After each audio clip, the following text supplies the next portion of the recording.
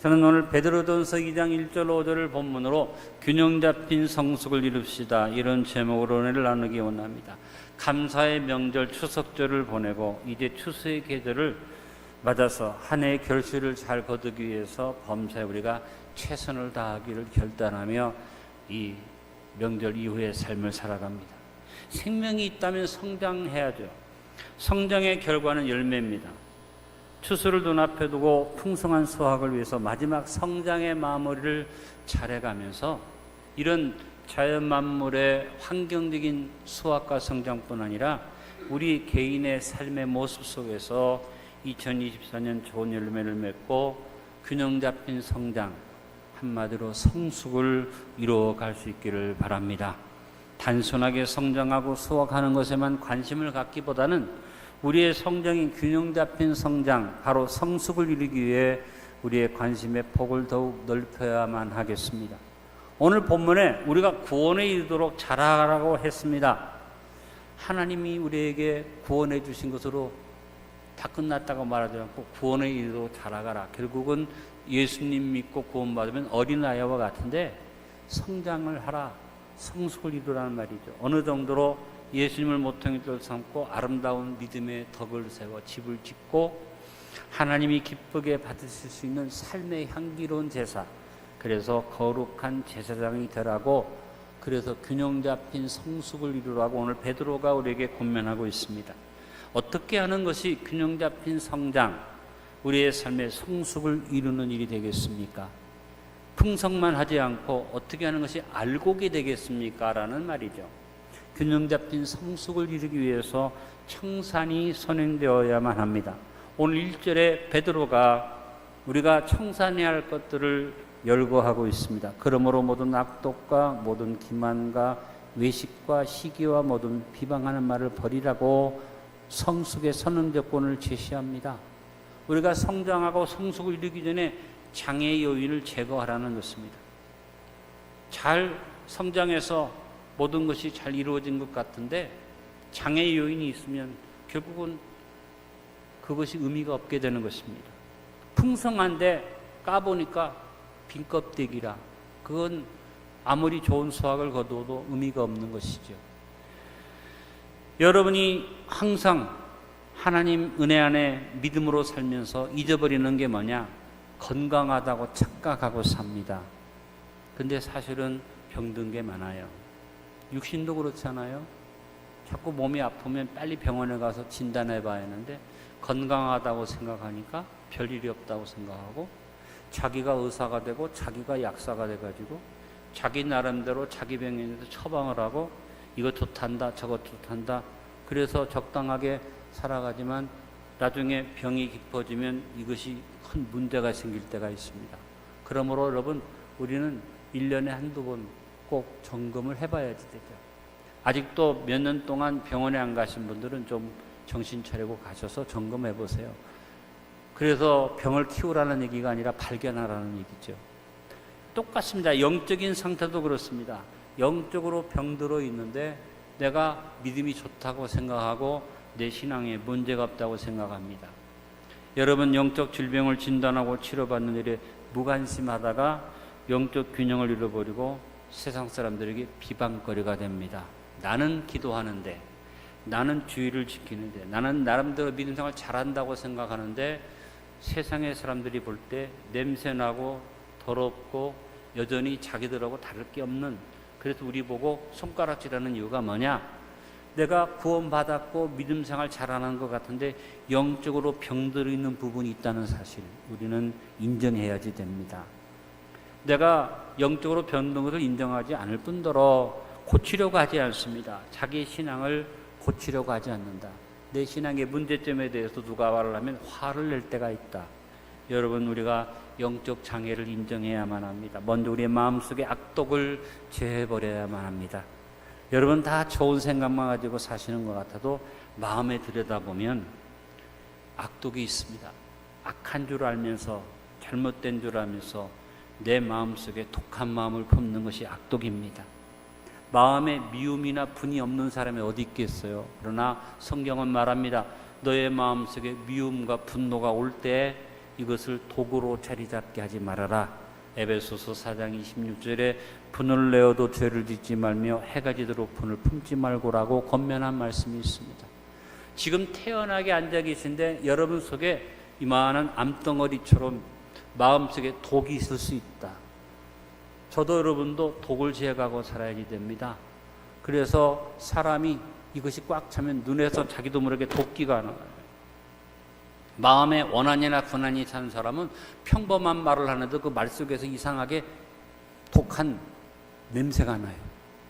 우리 자기를 점검해 보지 않으시렵니까? 옆에 있는 분에게 인사합니다. 독을 빼고 삽시다. 우리 주변에 특별히 이런 드러난 사람들, 정치하는 사람들이나 연예인들 중에 마음에 독을 품은 사람들이 얘기를 잘못하면 온 나라가 시끄러워집니다. 마음속에 독한 것이 있기 때문에 그래서 저는 지도자를 뽑을 때, 국회의원을 뽑거나 대통령을 뽑을 때 늘 생각하는 게 뭐냐면 마음에 한이 맺힌 사람은 뽑지 말자. 한 맺힌 사람이 권세를 잡으면 꼭 피를 흘리고 한 맺힌 사람이 힘을 얻으면 그 다음에 복수를 하더라 그 말이죠. 우리 대한민국이 앞으로 세워지는 지도자들은 독기가 없기를 바랍니다. 여러분 남을 말하기 전에 이 배목사부터 마음속에 악독을 제거해야 하는데 이 독한 마음이 이 독기가 원수에게 있는 것 아니에요. 김정은한테 있는 게 아니에요. 우리 내 남편과 내 아내사이에 악독이 자리 잡아서 노년에 이혼하는 사람들, 이 독을 해결하지 못한 사람들이죠. 아무쪼록 저와 여러분 속에서 악독을 제어해버리기 바라고 우리의 삶에서 괴율과 기만을 제어해버리기 바랍니다. 괴율이라는 말은 간사를 행하는 교묘하게 속이는 입술이죠. 여러분 우리가 살아가면서 거짓말 안 할 수 있어요? 오늘 솔직하게 이 시간에 자기를 돌아보면서 나는 평생 거짓말 안 한다는 사람 손 들어보세요. 자기도 모르는 사이에 거짓말 할 수도 있고 알면서도 내가 거짓말을 안 할 수가 없어서 할 수도 있고 목사도 설교하면서 거짓말 할 때가 있습니다. 언제?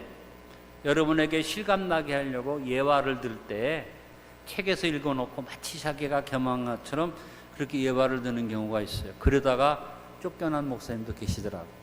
저는 절대로 예화를 다른 데서 따오려고 하지 않는 게 뭐냐면 잘못하면 거짓말이 되기 때문이죠. 여러분 우리가 하나님 앞에서 이런 거짓말들 안 할 수 없지만 괴율과 기만은 뭘 말합니까? 그렇게 상황 속에서 어쩔 수 없는 거짓말을 할 수도 있지만 계획한 대로 마음에 다른 사람을 속이고 다른 사람을 기만하고 다른 사람이 올무에 빠지도록 계획하는 그런 거짓이 있는데 내 입장이나 주장을 강하게 하기 위해서 이 괴율을 행하고 기만을 행하는 사람들이 어디까지 갑니까? 하나님의 이름까지 들먹이고 예수님의 이름까지 들먹입니다. 안디옥 교회 11시 성도 여러분 당부합니다. 여러분 함부로 하나님을 빙자해서 여러분의 입장을 변명하는 일이 없기를 바랍니다. 정말 무서운 것 없이 말하면 내가 하나님 앞에서 말하는데 내가 예수님의 이름으로 말하는데 함부로 그런 말을 해서는 안 됩니다. 우리가 조심해야 할 것입니다. 이런 괴율과 기만과 간사한 혀가 우리에게 있어서는 안 되는데 오늘 나는 그렇지 않아라고 말하지 말고 점검해 보자는 겁니다. 어쩌면 밥 먹듯이 어쩌면 아무 거리낌 없이 우리가 괴율을 행하고 남을 기만하는 일을 할 수 있음을 기억하시기 바랍니다. 우리의 행위에서 외식을 제해버려야만 합니다. 진실하지 못한 거칠애가 외식인데 사실은 우리가 다 외식을 하고 살죠. 제가 그렇게 점잖은 사람이 아닌데 강단에 올라올 때는 양복을 입고 넥타이를 매가지고 점잖은 모습으로 올라오지 않습니까? 이것도 하나의 외식이라고 보시면 그래도 거치장하는 것이죠. 근데 우리가 살아가면서 그 외식이 어느 정도가 됩니까? 다른 사람한테 잘 보이려고 다른 사람한테 자기 모습을 숨기려고 하는 그래서 신앙의 행위도 외식이 있습니다. 헌금도 외식적으로 하고 하나님 앞에 나와서 기도하는 모습도 외식적으로 하고 선행도 외식적이 될 수 있습니다. 우리의 삶에서 이 모습이 없어야지 됩니다. 있는 그대로 하나님 앞에 진실돼야 하는데 외식이 삶에서 전혀 없을 수 없는 우리의 삶의 모습입니다만 여러분 삶 속에 외식이 자리 잡아서 모든 일을 외식하는 잘못이 없기를 간절히 바랍니다. 더군다나 대인관계에서 시기와 모든 비방하는 말을 제해버리시길 바랍니다. 여러분에게 묻습니다. 안디옥교회 성도 여러분, 여러분 마음속에는 시기심이 없습니까? 저한테 물어본다면 저는 말할 수 있습니다. 내 마음에 시기심이 많이 있습니다. 다른 사람하고 경쟁하고자 하는 마음이 있고 비교하는 마음이 있습니다. 그러나 이 시기심이 도를 넘어서서 다른 사람과 비교하다가 배가 막 아파서 다른 사람을 끌어내리고 다른 사람을 나락으로 떨어뜨리고 그러기 위해서 입으로 비방하는 말을 하면 그것은 내 영적 장애의 요인이 됩니다.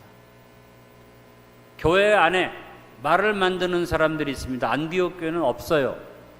왜 아멘을 안 하세요?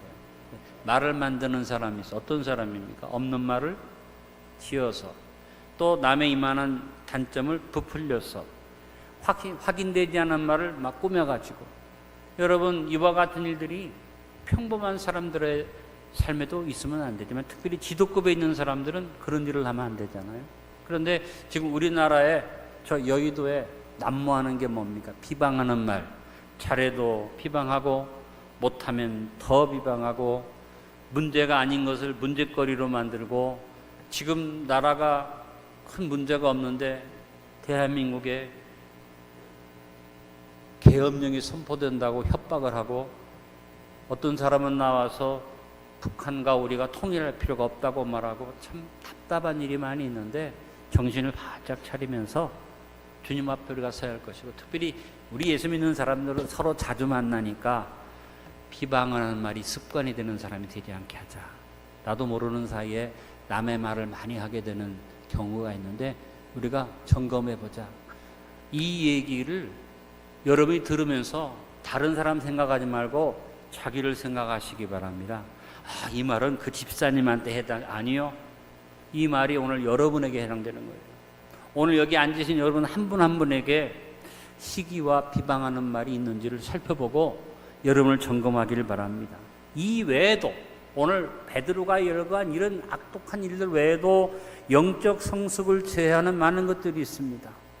우리는 우리 영적 성장을 저해하는 이 요소들을 철저히 제거시켜야 됩니다. 제가 말씀드린 내용은 구원의 차원이 아닙니다. 여러분이 이런 걸 제거하지 않는다고 구원 못 받는 게 아닙니다. 제가 말씀드린 내용은 영적 성장과 성숙에 대한 얘기입니다. 구원받지 못한다는 것 아니라 구원받았지만 영적으로 균형 잡힌 성장을 이루지 못하고 성숙을 이루지 못하면 우리 주님 앞에 근심된 자녀가 된다. 여러분 자녀가 잘못되거나 문제가 있으면 부모가 근심거리가 있잖아요. 자녀가 잘하면 부모에게 기쁨이 있죠. 오늘 한번 생각해 봅시다. 나는 우리 하나님 앞에 기쁨을 주는 자녀인가, 근심을 드리는 자녀인가. 담대하게 내가 하나님을 기쁘게 하는 자녀라고 믿으시면 아멘 합시다. 내가 하나님 앞에 근심을 주는 자녀라고 생각하면 아멘 하지 맙시다. 그 얘기는 아멘 할 필요가 없죠. 그러나 마음속으로는 자기를 알 거예요. 내가 근심을 주는 자녀인가, 주님께 기쁨을 드리는 자녀인가. 오늘 냉정하게 자신을 돌아보면서 설교를 간절히 바랍니다. 이 설교하는 목사가 부끄러운 마음으로 이 설교를 합니다. 왜냐하면 내 안에 들여다보니까 내 안에 악독이 있고 기만이 있고 괴율이 있고 비방하는 말이 있고 시기심이 있고 이런 것들이 내 안에 아직도 남아있다는 사실을 인정합니다. 그래서 우리에게 필요한 건 뭡니까?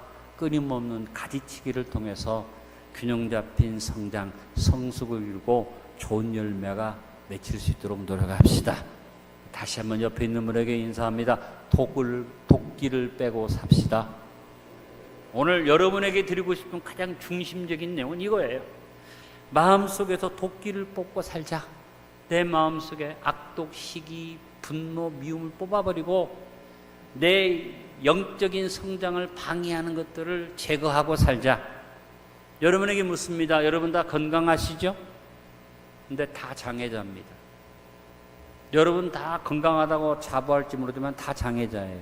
제가 거울을 보니까 내 눈이 짝짝이더라고요. 내가 나를 보니까 한쪽이 이렇게 올라갔더라고요. 몸이 비틀어졌더라고요. 걸음걸이가 이상하더라고요. 행동하고 생활하는데 불편이 좀 없다 뿐이 사실은 다 장애 요인을 가지고 있어요. 어쩌면 이 이상으로 자기 몸에 그냥 영적인 것을 떠나서 장애된 부분이 많아서 어떻게 보면 다 장애인이에요. 남 장애인 보고 말할 필요가 없다. 말할 것도 없이 영적 중증 장애인이 장로님들 가운데 있어요. 권사님들 가운데 있어요. 목사들 가운데 있어요. 중증 장애인들이 있어요. 근데 우리는 고치려고 하잖아요. 질병을 진단하지 않아요. 여러분, 하나님 앞에서 이번 가을에 냉정하게 나를 돌아보면서 이런 내용들을 살펴보고 우리 좀 장애를 고칩시다. 아멘. 우리 안디옥 교회가 이런 문제가 안 나타나도록 서로 기도하고 성숙되십시다. 다음으로 균형 잡힌 성숙을 이루기 위해서 갓난아이를 같은 순수한 사모함이 있어야만 합니다. 우리가 영적으로 성장하기 위해서 가장 필요한 것은 양식이죠. 말씀입니다. 우리는 하나님 말씀 앞에서 갓난아이를 같아야만 합니다. 몸이 튼튼한 것, 뭘 잘 먹으면 몸이 튼튼해요. 하루 세 끼 일용할 양식을 잘 먹으면 튼튼한 거예요.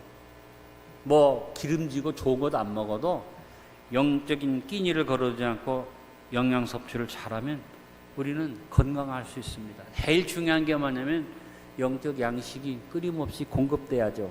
어린아이들 같이 하는 말씀을 강하게 요구하고 사모하는 심령 되기를 바랍니다.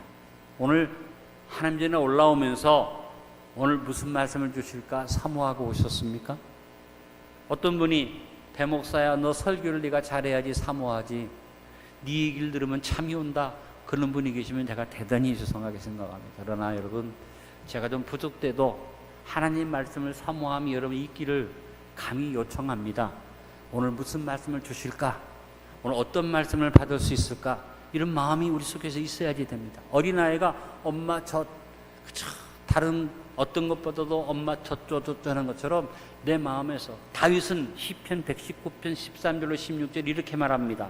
주의 입의 모든 규례들을 나의 입술로 선포하였으며 내가 모든 재물을 즐거움같이 주의 증거들의 도를 즐거워하였나이다. 내가 주의 법도들을 작은 소리로 읊조리며 주의 길들에 주의하며 주의 율례들을 즐거워하며 주의 말씀을 잊지 아니하리이다. 기가 막힌 고백이죠. 다윗은 항상 말씀을 사모해서 어린아이가 젖을 사모하듯이 말씀을 읊조리고 말씀을 묵상하고 말씀을 즐거워하고 말씀을 잊지 아니하는 아름다운 믿음을 가졌다고 고백했는데 오늘 주 앞에 이 마음이 있으십니까? 여러분이 이 마음을 가지고 살아가길 바라고 이 말씀을 사모하는 갓난아이와 같은 마음을 달라고 기도하시길 바랍니다. 또한 갓난아이를 가져 우리는 말씀에 대해서 전적인 수긍의 자세를 가져야만 합니다. 갓난아이는 젖을 먹을 때 맛을 분별하거나 영양가를 분석하거나 하지 않습니다. 엄마가 주는 젖은 빨아먹는데 이웃집 아줌마 젖도 물리기만 하면 쫙쫙 빨아먹습니다. 있는 그대로 받아들이는 것이 어린아이입니다. 여러분 우리 하나님 말씀을 편식해서 안 됩니다. 말씀에 우리는 아멘의 심령이 되어야만 합니다. 하나님의 약속의 신실성에 대해서 우리가 아멘하고 하나님의 모든 말씀을 아멘으로 받는 복된 어린아이와 같은 심령이 됩시다. 고린도후서 1장 20절을 같이 읽습니다. 하나님의 약속은 얼마든지 그리스도 안에서 이해가 되니 그런즉 그로 말미암아 우리가 아멘하여 하나님께 영광을 돌리게 되느니라. 우리는 영적 끼니를 거르지 말아야만 합니다. 어른들은 끼니를 걸러도 괜찮아요. 여러분 정도 되신 분들은 뭐 하루에 두세 끼 안 먹고 지나가도 괜찮고 좀 한 달에 끼니를 거르는 일이 여러분 있어도 괜찮습니다. 그런데 어린아이들은 아니다는 거죠. 어린아이들은 영적 끼니를 걸으면 나중에 후유증이 나타납니다. 몸이 허약한 아이를 살펴보면 어릴 때 끼니를 거른 아이들 다 몸이 허약하죠. 몸에 어떤 부분에 이상이 있는데 그 이유가 다른 데 있는 것 아니라 끼니를 거르든지 영양 공급을 못 받으면 문제가 생기는 것과 같습니다. 여러분, 저하고 여러분은 영적인 어린아이와 같아서 끼니를 거르지 않아야지 됩니다. 그냥 두세 끼 밥 안 먹다가 저녁에 곱빼기로 먹는다. 탈나잖아요. 똑같아요. 하나님 말씀을 끼니를 거르지 말고. 그래서 하나님께 이스라엘 백성들에게 매일매일 뭘 주셨어요? 만나를, 적당량의 만나. 2번 먹을 것도 아니고 1번 먹을 것으로 족하게 만나를 주셨어요. 우리는 순전하고 신령한 젖을 사모해야지 됩니다. 우리 서준이가 같이 밥을 먹을 때 이제 밥 먹고 나서 과일도 먹고 디저트 먹으려고 차려놓으면 이 서준이가 밥을 안 먹어요. 왜? 달달하고 맛있는 거 먼저 눈에 띄는 거지. 그래서 자꾸 손이 그리로 갑니다. 혼내도 안 돼. 아예 식탁에다가 밥만 나와야지 이런 과일이나 후식을 놔두면 아이가 거의 손 안 댄다는 거죠. 우리 성도들이 이상해요.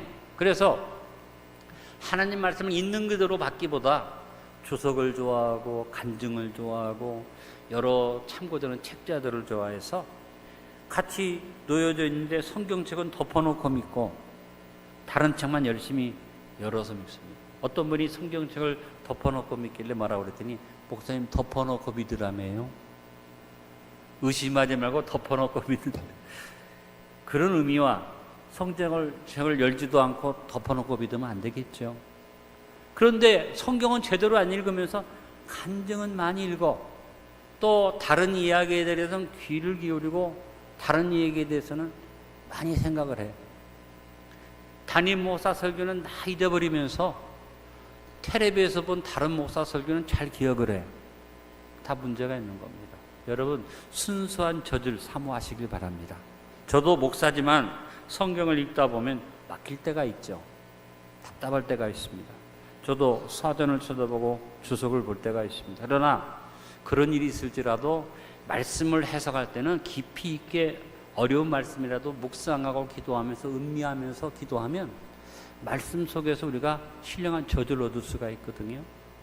여러분이 주석을 보거나 사전을 보는 것은 역사적인 배경이나 그 당시의 풍습이나 공부를 해야 할 내용들은 봐도 되겠지만 말씀의 의미를 해석하는 것은 있는 그대로 순전한 저주를 사모하자. 그래서 여러분들이 신앙생활 습관을 잘 들이시기 바랍니다. 어떤 집사님이 와서 질문을 하는데 성경 얘기를 질문하는 게 아니라 이상한 얘기들을 해요.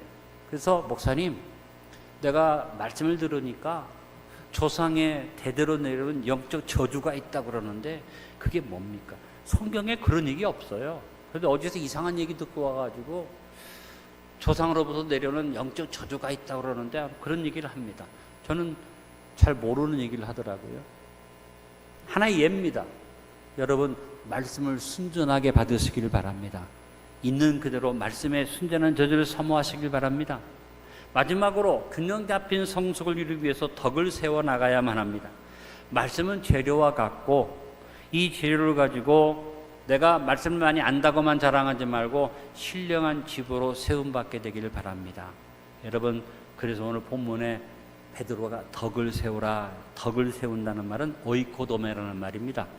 집을 짓는다는 의미를 가지고 있습니다. 네가 말씀을 가지고 말씀의 재료를 가지고 네가 마음속에 하나님 말씀을 나의 말씀으로 받아들여 나의 심령 속에 말씀의 집을 지으라는 베드로의 교훈인 것입니다.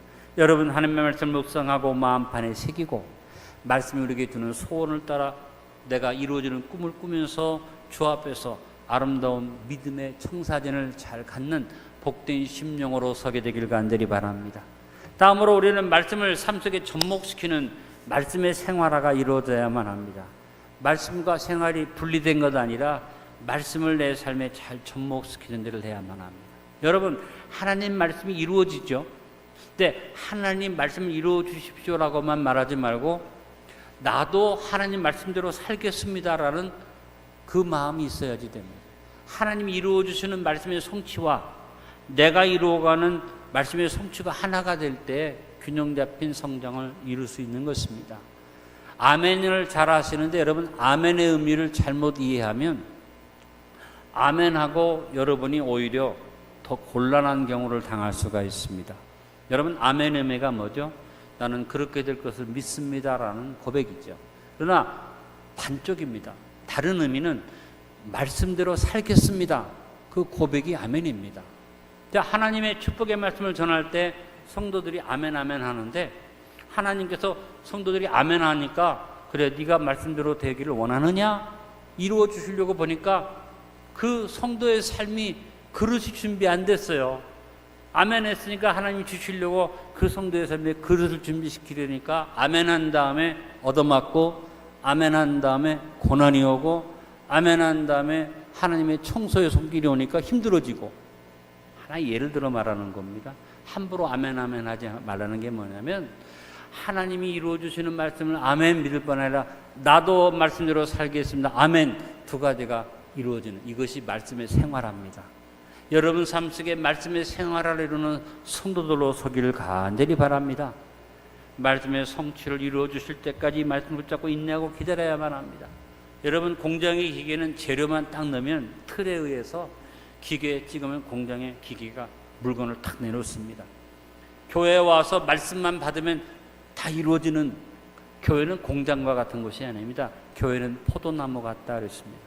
우리가 하나님 말씀을 심고 햇빛도 맞아야 하고 비바람도 겪어야 하고 병충해도 겪으면서 나무가 시간을 필요로 해서 나중에 열매를 맺는 것처럼 우리 신앙생활에 하나님의 말씀이 주어졌을 때 그 말씀을 가지고 하나님 앞에서 기다리는 일, 인내하는 일, 말씀으로 고난을 이기는 일을 해나가야만 우리의 삶에 말씀의 접목이 이루어지는 것이죠. 여러분이 균형 잡힌 성도로 성장하려면 기계처럼 예수 이름으로 기도합니다 착 나오는 그런 삶이 아니라 주님 안에서 말씀으로 훈련되고 양육되고 다듬어지는 그런 삶을 사모하고 인내를 이루시길 간절히 바랍니다. 무엇보다 우리 모든 성도들이 신령한 제사장이 되어야만 합니다. 와서 예배드리고 지나가고 끝나는 것 아니라 내 삶 전체가 예배가 될 수 있도록 내 삶이 예배가 되어서 하나님 앞에 내 몸을 걸어간 산제물로 드리는 것이 성숙된 성도의 모습입니다. 로마서 12장 1절을 같이 읽습니다. 그러므로 형제들아 내가 하나님의 모든 자비하심으로 너희를 권하노니 너희 몸을 하나님이 기뻐하시는 거룩한 산제물로 드리라. 이는 너희가 드릴 영적 예배니라. 여러분이 성도의 자리에만 앉아가지고 목사가 주는 말씀만 받고 인도하는 대로 따라가는 게 아니라 여러분 삶에서 여러분이 신령한 제사장이 되셔서 여러분의 삶의 일상의 삶에서 예배자의 삶을 살아가는, 그래서 성숙을 이루고 균형 이루는 성장을 이루는 여러분 될 수 있기를 간절히 바랍니다. 집을 짓는데 터를 닦고 기둥 세우고 벽을 세우고 지붕만 덮었다고 되는 게 아니잖아요. 집을 짓는 일이 더 중요한 일은 내부를 장식하고 내부에 벽칠도 잘하고 기구도 먹을 것 입을 것 잘 꾸며놓는 좋은 집을 마련하는 일은 그 다음에 필요한 것이죠. 어떻게 보면 하나님이 여러분의 집을 지을 수 있도록 역사해 주시지만 내가 내 삶을 잘 가꾸어서 신령한 제사장이 되어서 언제나 하나님 앞에 예배하는 삶을 살 때 그 사람의 삶이 온전한 삶이 될 줄로 믿습니다. 여러분 오늘 여러분의 삶의 모습을 점검해 보십시오. 나는 하나님 앞에서 균형 잡힌 성도로 서 있는가? 껍만 있고 알맹이는 없는 삶은 아닌가? 겉은 좀 부족한 것 보여도 알맹이가 든든한가? 내가 성숙한 성도인가? 한번 생각해 보면서 오늘 말씀을 음미하시기 바랍니다. 결론을 맺습니다. 추석을 지냈습니다. 추수의 계절을 맞았습니다. 만물이 추수를 거두는 이 시기에 우리 자신의 삶이 모든 범사에서 성장하여 균형 잡힌 성숙을 이룰 수 있기를 기도드립시다. 2024년 가을을 맞아 범사에서 성장하여 균형 잡힌 성숙을 이루기 위해 옛것을 완전히 청산하도록 합시다. 오늘 베드로가 말한 모든 악독, 모든 기만, 괴율, 외식, 시기, 비방하는 말 외에 여러분이 내 영적 조회 요소가 뭔지를 찾아서 청산하시길 바랍니다. 갓난 아이들같이 순전하고 신령한 젖을 사모합시다. 덕을 세움으로 신령한 집으로 세움받도록 합시다. 일상에서 거룩한 하나님의 제사장들이 되도록 합시다. 오늘 주신 말씀은 어느 말씀 받아도 소중한 말씀입니다. 한번 냉정하게 나를 돌아보면서 이와 같은 모습으로 균형 잡힌 성도로 설 수 있게 되기를 간절히 축원드립니다. 아버지, 내가 영적으로 문제가 없다고 착각하고 삽니다. 나름 믿음이 있다고 자부심을 가지고 있습니다. 내가 직분자라고 생각합니다. 그러나 영적 장애 요인이 얼마나 많은지 내 자신을 돌아보게 하여 주옵소서. 오늘 베드로가 말한 모든 악독이나 모든 기만이나 괴율이나 또 부끄러운 여러 가지 내용들이 내 안에 없는지 살펴보고 외식과 시기와 비방하는 말을 청산하고 이 외에도 나를 돌아보면서 영적 성장을 방해하는 것들을 찾아내서 청산하게 도와 주옵소서.